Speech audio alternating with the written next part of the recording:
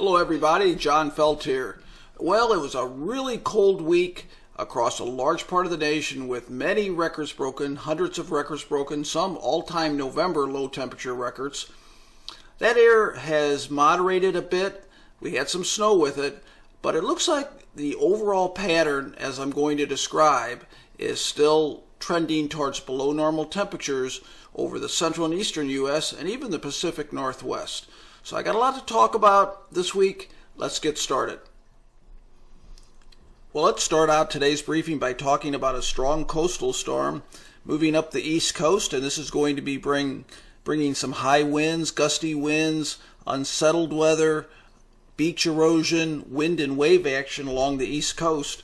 You can see some of the estimates of winds near 50 miles an hour offshore and probably 35 to 40 mile an hour gusts right along the immediate coast. So there are coastal flood advisories. That water is going to be pushing up into some of these bays and estuaries. And so we do have coastal flood warnings, some winter weather warnings in this area. Now, over the last week, there was some precipitation, but large parts of the nation were rain-free or snow-free. You can see here that we did get the heaviest precipitation across parts of the Pacific Northwest, along the immediate coast and in higher elevations. We also had some fairly widespread rain over the southeast U.S. as well. Now, as we get into the cold weather season, look at the sort of the higher reflectivities here. This is rain, but then when we get these, it's sort of a smoother pattern. See how this precipitation is smoother looking as far as radar? That gets me thinking about snow. So when we look at the snow that fell last week, we can see that that did come in the form of snow, generally in the 1, 2, or 3 inch range. Now, look at this. We are getting across the open waters of the Great Lakes. We're seeing lake effect snow here. We will be seeing that for quite some time now until the lakes freeze over. So in these areas, over 6 inches of snow and even some estimates of over a foot of snow as far as lake effect snow goes.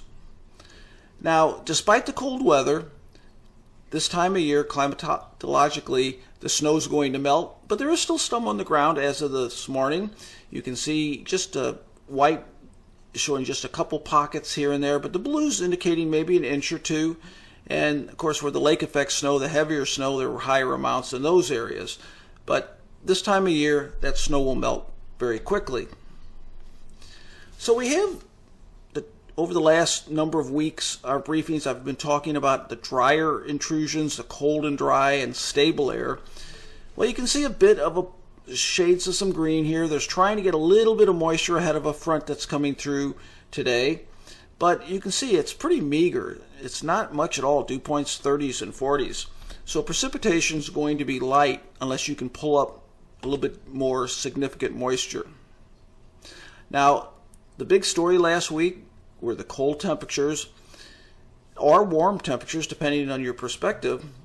The very cold temperatures there, that purple's an average. Now, this is a weekly average, 15 to 20 degrees below normal. Blue is 10 to 15. Go to the western U.S., look at that. Almost the opposite. We're looking at 10 to 15 degrees above normal over some spots. So that highly amplified jet stream, bowing north in the west, dipping south in the central and east, also gave us extremes in temperature. And I put out something this week on the hundreds of temperature records that were set, some all-time November low temperature records. Now, as far as soil moisture goes, let's keep an eye out on California again. We still have very dry soils. I just talked about some very hot temperatures, unusually warm temperatures. So what's the third ingredient? Well, we need the dry soils, but that goes along with the soil moisture. We need the winds, the local winds blowing. So I'm going to be talking about a fire weather risk this week as well. As far as the risk for unusually wet soils, it's getting better compared to what we've seen.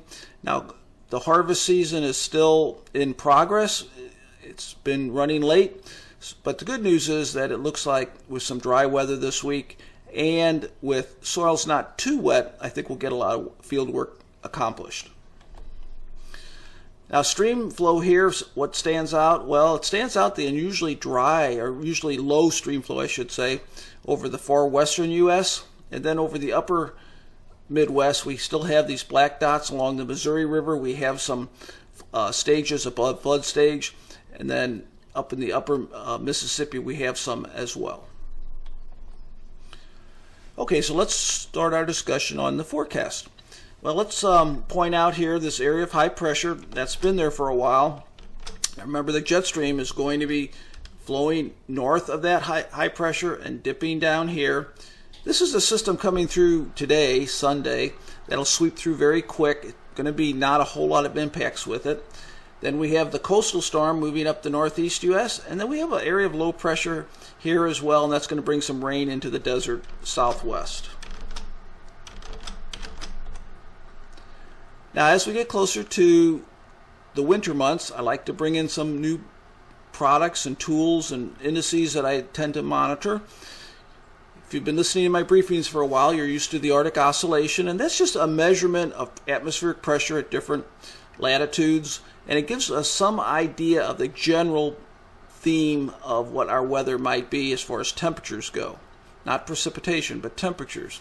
It's very general. You can't draw any specific information or deduct anything from that, but generally it's not a bad tool. So we see that it's negative here. It's below that solid black line with some waviness in it, and that's saying that overall, when you see a negative Arctic oscillation over the central and eastern U.S., you're more prone towards a dip in the jet stream and below normal temperatures.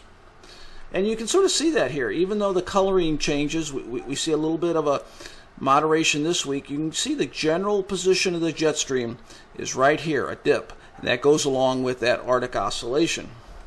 If we look at temperatures here, you can see more blue than brown, especially as we get towards the end of this week into week 2. And that's saying a second cold front will be passing through late this week.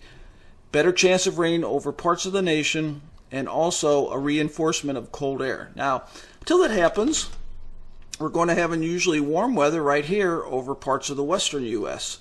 So as we start this week, that amplified flow is going to give us the unusually warm temperatures over the west and moderation over the middle U.S., but then we're going to get more of a generalized cool down. So as far as precipitation goes, this is the second front that comes through late this week, and that's what's going to give us this rain down in the south central U.S. Your coastal low is going to keep the heaviest rain offshore. Some of this is going to get in the cold air, and that's why we're going to get that winter weather.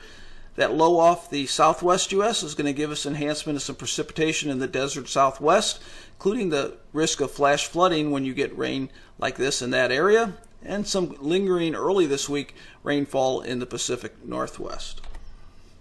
As far as snow goes, here you go. Behind the second system, we could get some lake effect snow, maybe some light snow here and there, but overall, nothing all that widespread. 6 to 10 day and 8 to 14 day temperatures. The warm temperatures remain anchored over California. Otherwise, lots of areas below normal. And overall, lots of stable air, and that's why we see a lot of brown, with the best chance for precipitation over the southern tier of the U.S. So I think I mentioned most of the weather hazards this week, but let's go over them one more time here. We have that risk for some heavy rain, possible flash flooding over parts of the southwest U.S. As the coastal storm moves up through the east, we expect some high winds along the far east coast, including Long Island and other parts of the Outer Banks here and down towards North Carolina. Winds could gust 35, maybe even a little bit higher on the immediate coast. Fire weather risk over the next couple days over parts of California. So that's this week's briefing. I hope you have a great week.